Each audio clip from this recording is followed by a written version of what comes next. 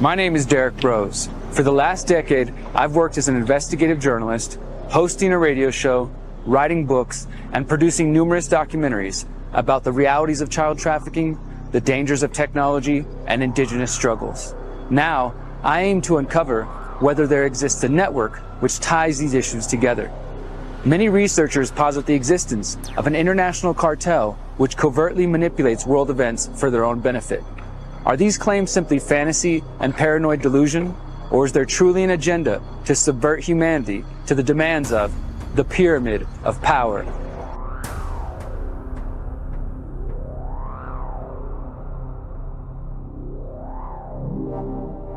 Chapter 16: Religion and Secret Societies. In the previous chapter of this series, we outlined how the problem of child abuse pervades all cultures, political affiliations, genders, and religions. Unfortunately, pedophilia is not the only problem associated with organized religion. Organized religion, sometimes known as institutional religion, is defined as a belief system and rituals which are systematically arranged and formally established.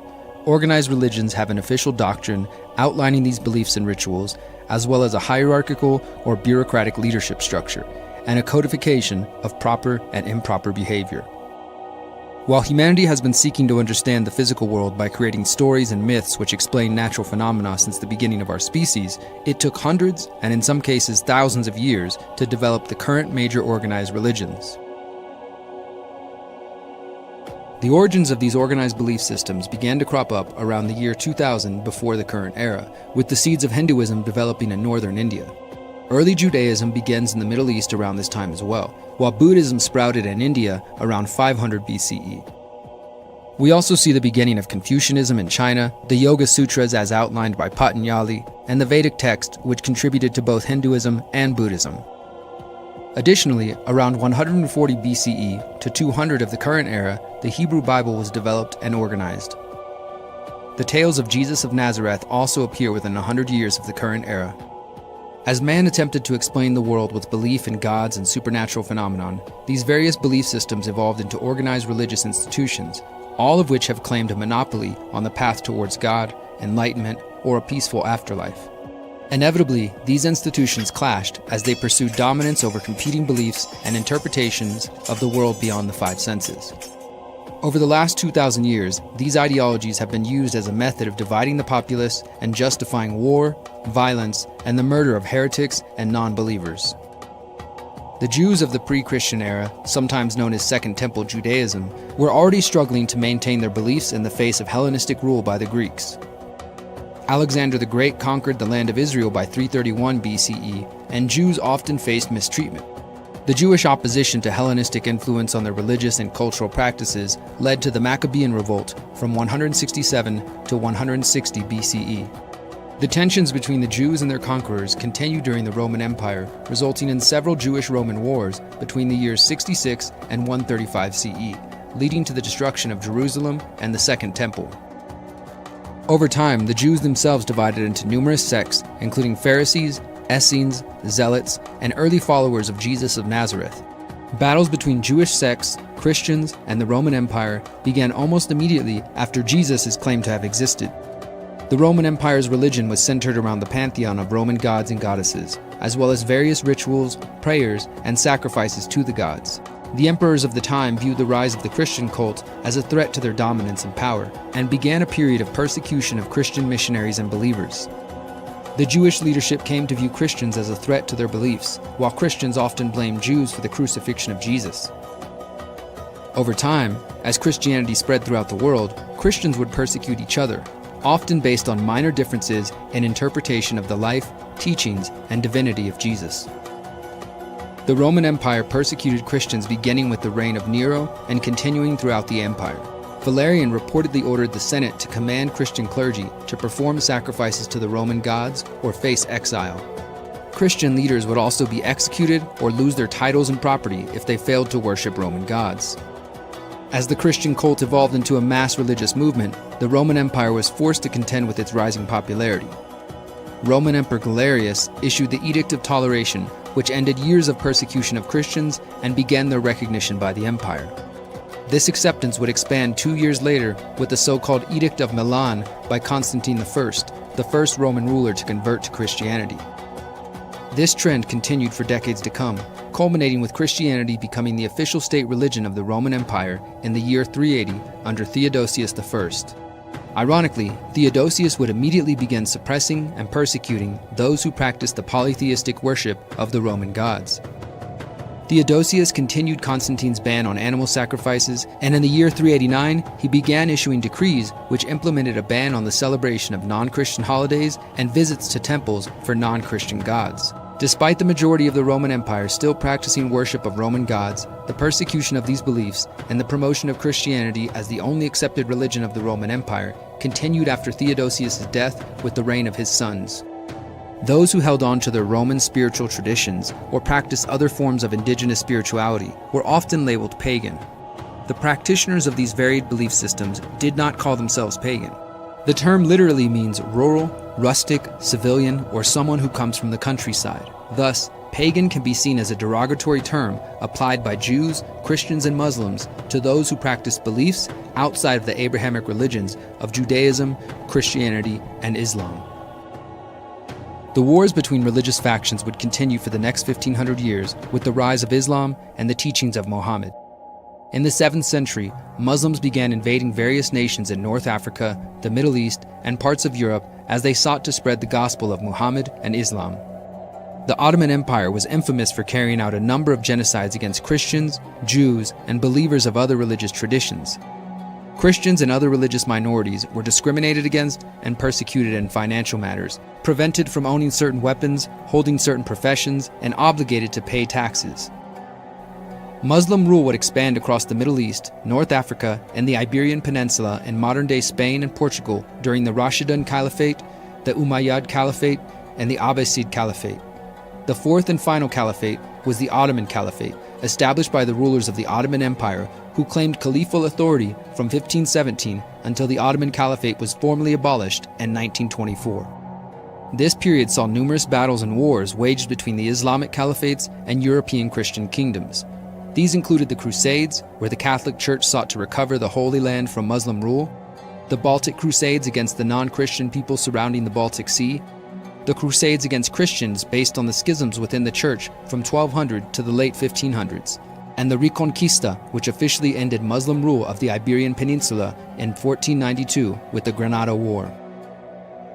These religious wars continued to be waged across Europe and the Middle East during the 16th, 17th, and 18th centuries. The death toll from these wars ranges from 7 million on the low end to more than 10 million people on the high end. The 30 Years' War from 1618 to 1648 is widely considered to be one of the most violent conflicts of this period, with an estimated 4.5 to 8 million soldiers and civilians dying from the effects of battle, famine, or disease. The use of religion as a justification for war and death has continued in the 20th and 21st centuries. For example, in the late stages of the Ottoman Empire, the ruling classes implemented a program of forced migration and exile focused on the Greeks and the Aegean region.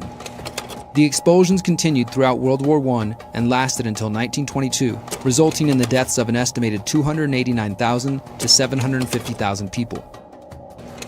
The Ottoman Empire's Greek genocide also included forced death marches through the Syrian desert, executions, and the destruction of Eastern Orthodox cultural, historical, and religious monuments.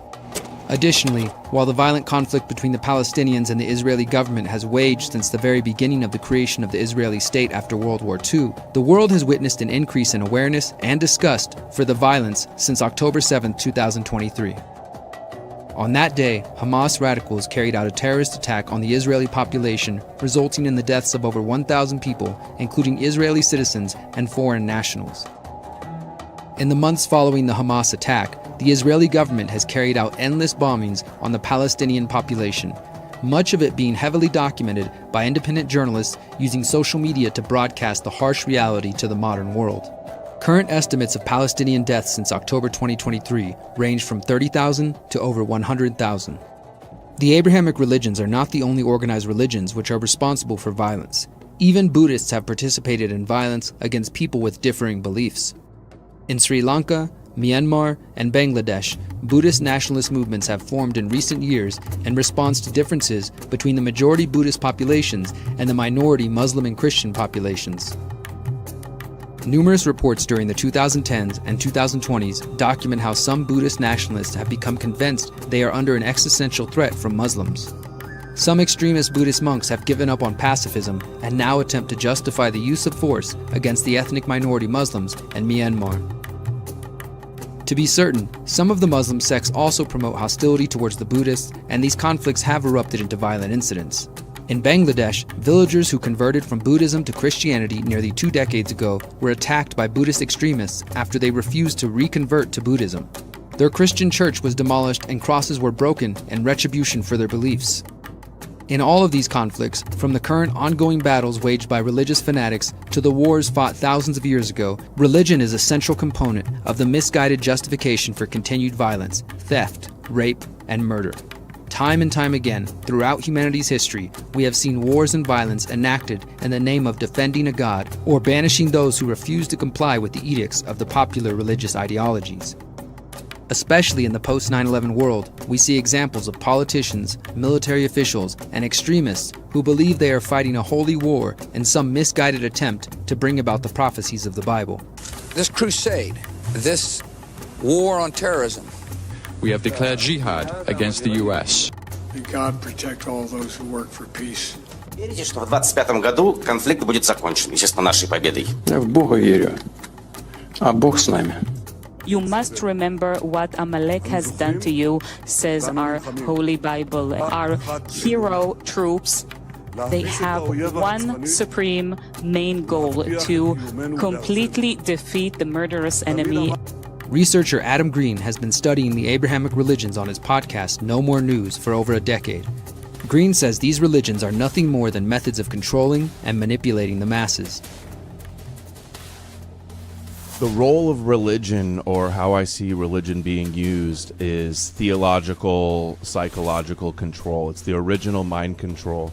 The number one religion, two top religions in the world, Christianity and Islam, are over 4 billion believers, and both of those emerged from Torah, Messianic, apocalyptic Judaism. Half the world now worships the God of Israel, the God of the Torah, the God of Zion, through the prophesied Messiah, Moshiach, that was intended all along to have all of the nations worship in the end times, and to conquer all the pagan idol worship and have all of the world, all flesh, every knee will bow to the prophesied Messiah and the God of Israel.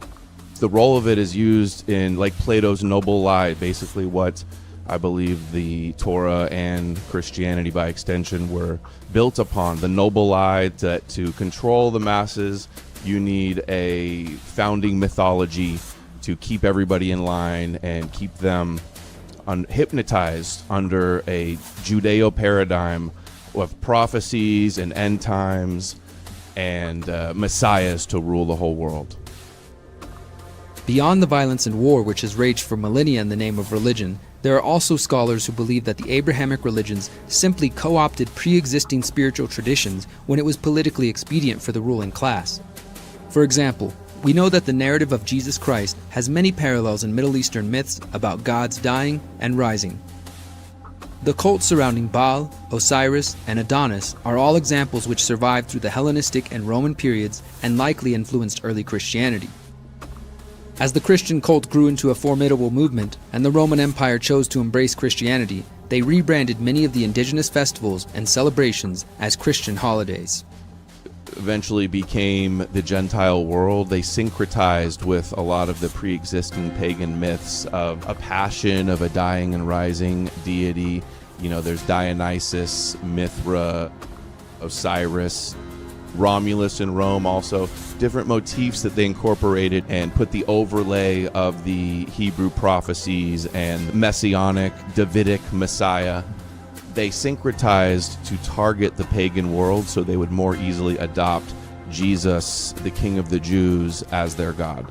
The whole intention of the Messiah was to conquer Rome and all of the nations, and that's exactly what Jesus did. And you can find scriptures outlining this explicitly all over the Torah and even in the New Testament. Like Paul says in Romans 15:12 that Jesus will, quote, reign or rule over the Gentiles. It's the whole purpose of the Messiah. All of the nations, all of the Gentiles, all of the Goyim, every knee bowing to the God of Israel. And that's the ultimate objective of the nation of priests, who are to be the light into the nations and have all of the world worship their God.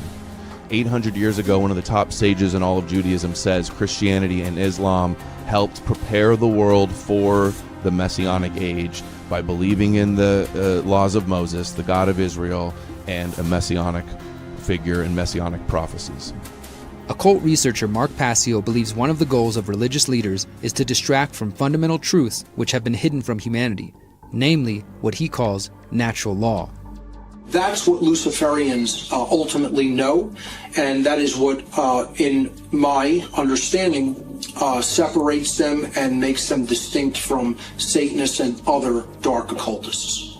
Religious people who have been indoctrinated into any form of religious thought, have to first understand that in and of itself is a dark occult agenda. And that's one of the most bitter and horrific pills for anybody to have to swallow. Now, that is not to say that all religions do not contain a seed of spiritual truth that they are based upon and built upon foundationally. The problem is that they diverge from that core essence of spiritual truth in almost every way over time, and they become dogmatic and rigid belief systems that people get locked into from a mental dialectical perspective. And what that serves to do, and why the dark occultists favor getting people to mentally buy into religious belief systems, is that deflects them away from the real truth about natural law.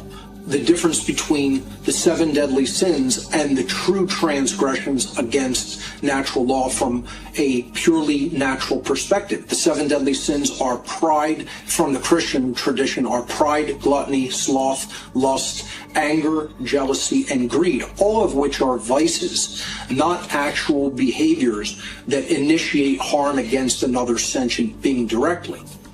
The true 7 deadly sins, which there are, from a natural law perspective, that are the true transgressions against natural law that bring true karmic consequence upon people who enact these immoral behaviors are, and listen qualitatively to the difference between the so-called 7 deadly sins from the Christian religious tradition to the real 7 deadly sins from a natural law perspective. Here's what they are: murder, assault, rape, theft, trespass, coercion, and deception. All direct violations of natural rights of sentient beings. All initiations of violence against other sentient beings.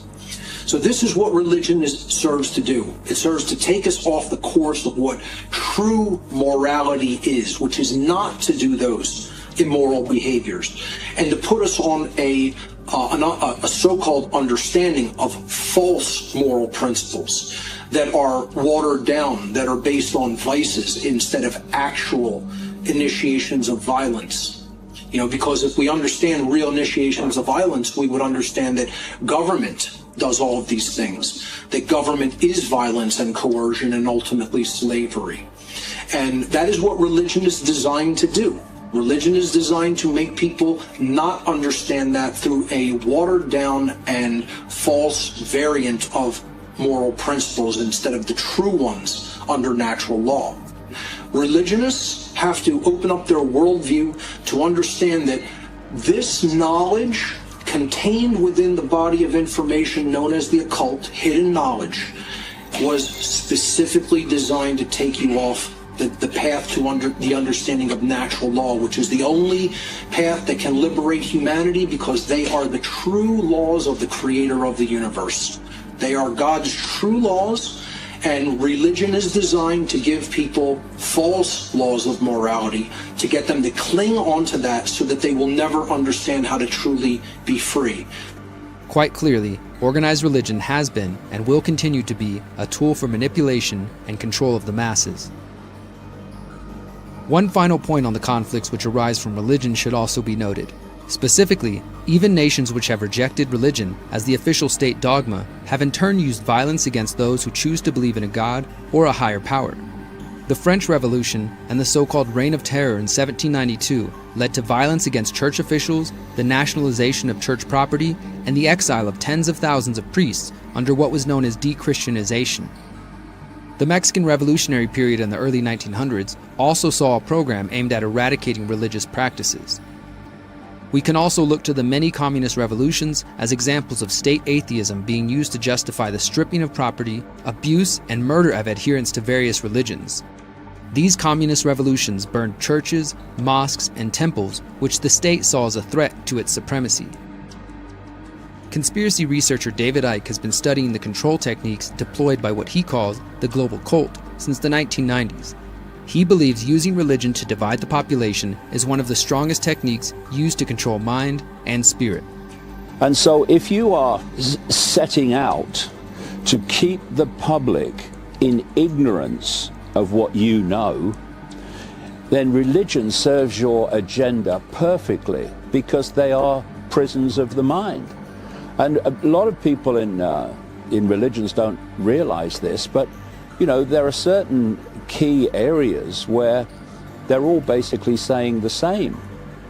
And it's in those areas, ironically, of agreement that so much truth lies, but they don't see that. And the third point I would make on religion is if there's a few of you and you're trying to control the many, the absolute bottom line essential to that is you've got to divide and rule the many. Because if they come together in unity, it's over. Finished. So you've got to get them fighting among each other. And religions are wonderful fault lines. Even though there's so many areas of agreement, they don't realize they're wonderful fault lines to play off against each other. So now you have Trump quoting the bloody Bible, you have Netanyahu quoting the Bible, you have others quoting the Quran, all in support of their psychopathy. And that's a perfect vehicle for divide and rule and squeezing the perceptions of possibility of the population. And that's why religion's been created. Perhaps the most vile aspect of organized religion relates to the tendency for politicians and influential public figures to proclaim their belief in the popular religion of their home country while privately living a life in complete opposition to the stated principles and values of said religion. There are literally endless examples of politicians and religious leaders being engulfed in scandals which reveal adultery, lying, theft, murder, and the aforementioned pedophilia.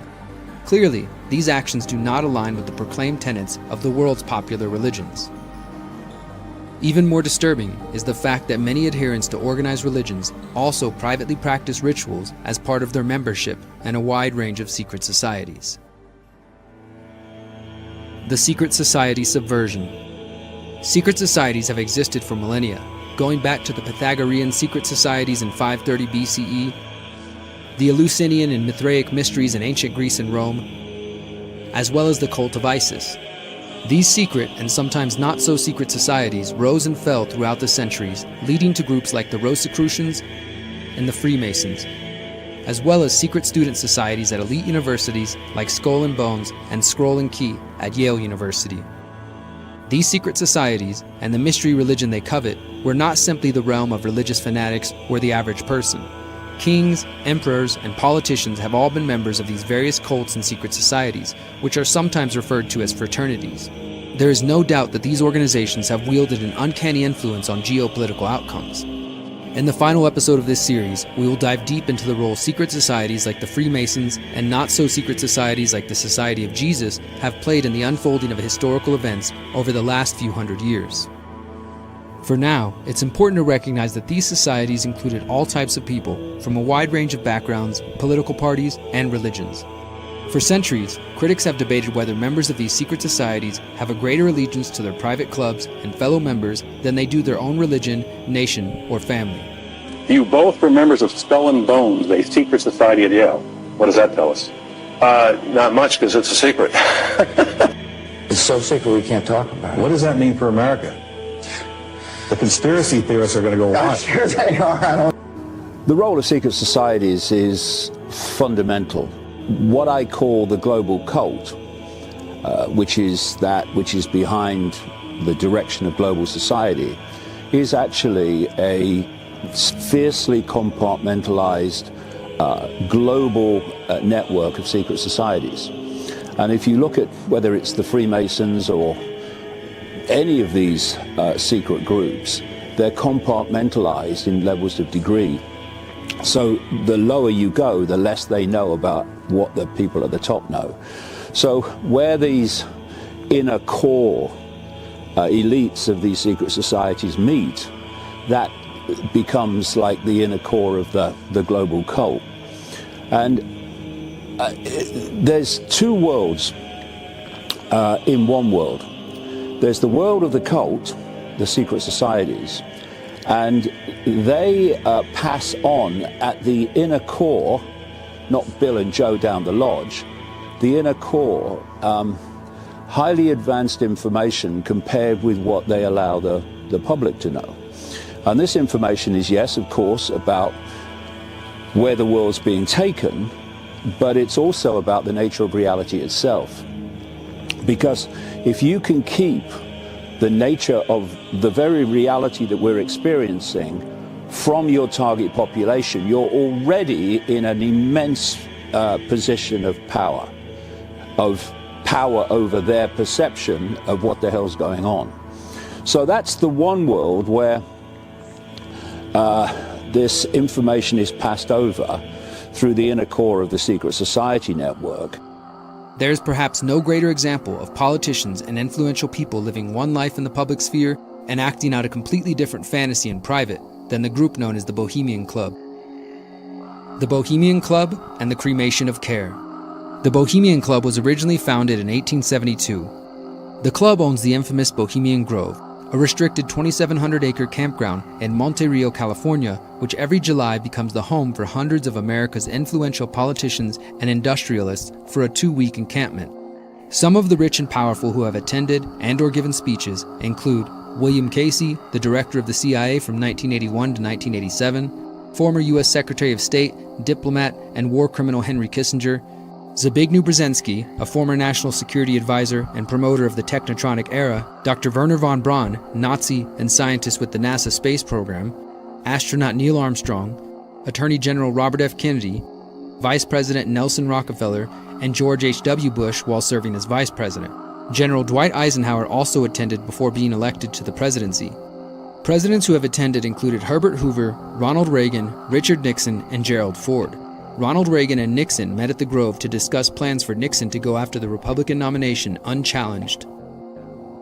It has long been rumored that the seeds for the creation of the atomic bomb were planted at the Bohemian Grove in a September 1942 planning meeting for the Manhattan Project. Ernest Orlando Lawrence was an American nuclear physicist and a winner of the Nobel Prize in Physics in 1939 for his invention of the cyclotron. Lawrence worked on uranium isotope separation for the Manhattan Project. According to the book, An American Genius, The Life of Ernest Orlando Lawrence, Lawrence had many trips to the Grove where he connected with the men who would eventually fund his research.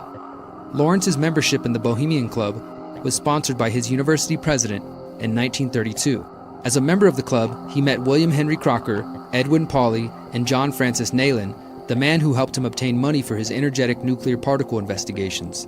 Lawrence also shared a meal with General Eisenhower and former President Hoover at the Grove.